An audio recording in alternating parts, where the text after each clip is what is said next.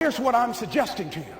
That when you're working, you have a wall to break through. Let's say a friend of mine he runs a marathon, and he says, when he's running the 26-mile marathon, he said, let's say that hypothetically, that 18th mile is the wall. He said, Les, when you get there and you're running, he says, everything in you is telling you to stop, to give up. Every muscle is aching, and you're saying to yourself, I can't do it. I can't do it. And you just keep on, and you keep on, and you keep on. It seems like you're moving at slow motion. And then eventually when you break through that 18-mile wall, then you know it's like done, and you're on automatic, and you glide on in, and you know it's there. You know you're going to get to the finish line. And we've all had experiences where we were working on something, and we knew it was possible. And we did those things that were necessary to bring it into reality. We took the responsibility to make it happen. Other people couldn't see it. A lot of people didn't believe it. You were attacked. You were criticized. People were opposing you, but you kept on doing it. It was hard. It was rough. It was difficult. But to you, it was worth it. And eventually you got to a level, you know, can nothing stop me now. I'm on the move. I'm on the move. Finally, I'm thinking about a friend of mine who is no longer operating on this dimension.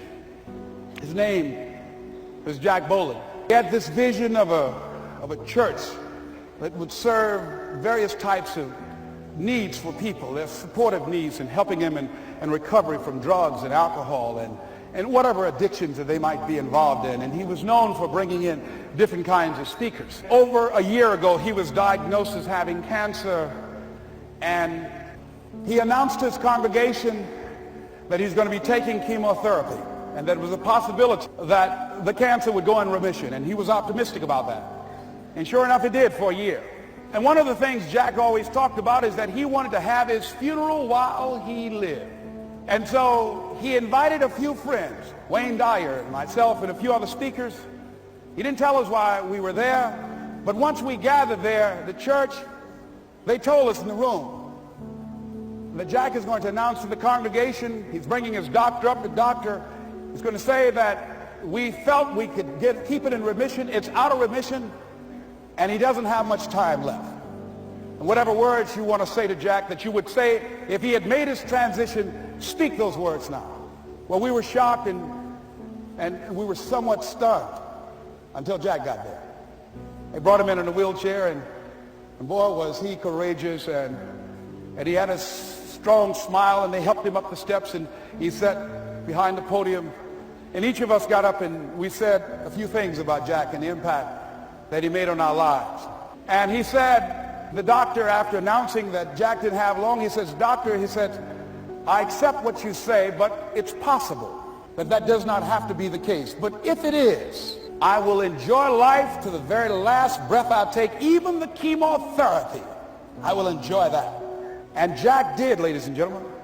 And when they said that all of his vital organs were failing, they called his family and his close church staff to the hospital and said he's dying. And so they came and they all gathered in the room. And Jack at that time was unconscious. And he gained consciousness, and he looked at them and he said, with what strength he had, he said, I want to thank you all for being here. You've been a great staff to me. He looked at his sons, his daughter. He said, you've been a great family. He said, don't feel sorry for me. He said, I'm ready to go. I'm looking forward to the next adventure. And he sat there for a little while, laid there, and he closed his eyes, and he lost consciousness. About an hour and a half later, he opened his eyes, and he looked at them. He said, this is embarrassing. I'm not dead yet. They were laughing through their tears. They said, Jack, you are a character. He said, hey, I hate giving up this kind of control. Predicted that Jack would die at the end of February. And then on the 2nd, they said, he won't see the light of day. He will be dead by morning. Ladies and gentlemen, Jack died on March 4th. And we believe that even in his dying, Jack sent his congregation a message that I want to give to you with his permission. March 4th is the day he died, and we believe Jack was saying, March 4th. I say, as you look into the future, while other people are giving up, feeling like victims, feeling powerless, becoming negative, turning on each other rather than to each other, feeling that they can't make it, be ye not conformed to this world, but be ye transformed by the renewing of your mind with the mindset of that it's possible that we can save this generation. It's possible that we can create new industries, a new economy. It's possible that I can find a new profession, a new job. It's possible I can create a new life. And it's necessary that I become actively involved in becoming a positive force in my life and on the planet.